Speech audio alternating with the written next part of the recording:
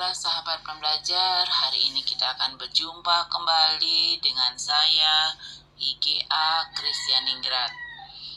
Kali ini kita akan lanjutkan materi untuk PPKN kelas 10. Kita akan membahas kembali untuk materi yang bab 3 yang C, tata kelola pemerintahan yang baik.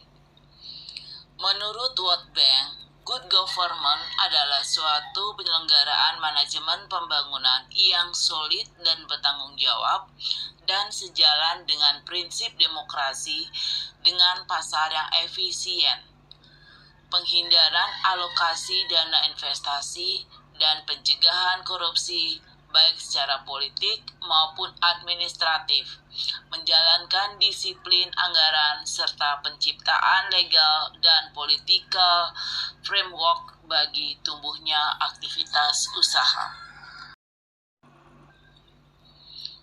Jadi, pada dasarnya yang dimaksud dengan good government atau tata kelola pemerintahan yang baik adalah suatu konsep di mana mengacu pada proses pencapaian keputusan dan pelaksanaannya yang dapat dipertanggungjawabkan secara bersama-sama sesuai dengan konsensus yang telah dicapai baik oleh pemerintah, warga negara, sektor swasta dalam penyelenggaraan pemerintahan dalam suatu negara. Ada 3 unsur pokok tata kelola pemerintahan yang baik, mencakup A. Unsur pemerintah adalah yang dipercaya menangani administrasi negara pada suatu kurun waktu tertentu atau suatu periode tertentu. B. Unsur swasta atau wirausaha adalah yang berkaitan dengan bidang pelayanan publik. C. Unsur warga masyarakat adalah setiap masyarakat, kelompok, komunitas, atau individu ini memiliki hubungan atau kepentingan terhadap organisasi suatu negara tertentu. Ciri dan karakteristik tata kelola pemerintahan yang baik menurut Lode Ida 2002 adalah 1. Terwujudnya interaksi yang baik antara pemerintah, swasta, dan masyarakat yang melakukan sinergi untuk menghasilkan output yang berkualitas. 2. Komunikasi, adanya jaringan multisistem antara pemerintah, swasta, dan masyarakat yang melakukan sinergi untuk menghasilkan output yang berkualitas. Proses penguatan diri sendiri atau self-enforcing process ada upaya untuk mendirikan pemerintah self-governing dalam mengatasi kekacauan dalam kondisi lingkungan dan dinamika masyarakat yang tinggi. Keseimbangan kekuatan atau balance of force dalam rangka mewujudkan pembangunan yang berkelanjutan atau sustainable development ketika elemen yang ada menciptakan dinamika, kesatuan dalam kompleksitas, harmoni, dan kerjasama.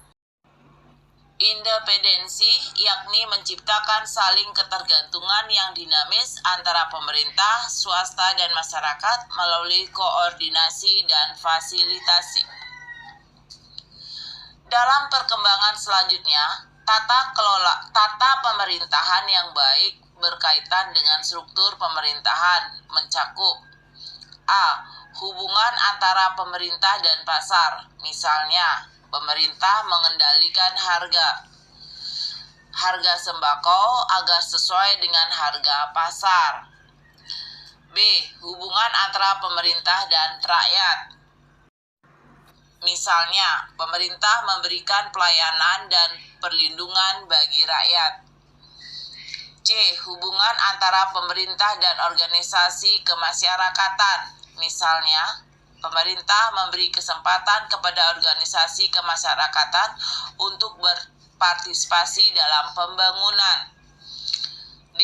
Hubungan antara pejabat-pejabat yang dipilih atau politisi dan pejabat-pejabat yang diangkat atau pejabat birokrat, Misalnya, mengadakan pertemuan atau rembuk antara tokoh masyarakat, pejabat birokrasi, atau politisi. Hubungan antara lembaga pemerintahan daerah dan penduduk perkotaan dan pedesaan. Misalnya, memberikan izin bertempat tinggal kepada penduduk pedesaan yang bekerja di perkotaan. Hubungan antara legislatif dan eksekutif dalam membahas rancangan undang-undang atau RUU.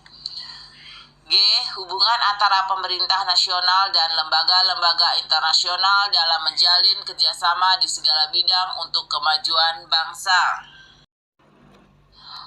Untuk mengimplementasikan tata kelola pemerintahan yang baik, diperlukan beberapa persyaratan, antara lain adalah: 1. Mewujudkan efisiensi dalam manajemen pada sektor publik, antara lain dengan perkenalkan teknik-teknik manajemen perusahaan di lingkungan administrasi pemerintah negara dan melakukan desentralisasi administrasi pemerintah. 2. Terwujudnya akuntabilitas publik sesuai yang dilakukan oleh pemerintah harus dapat dipertanggungjawabkan kepada masyarakat. 3.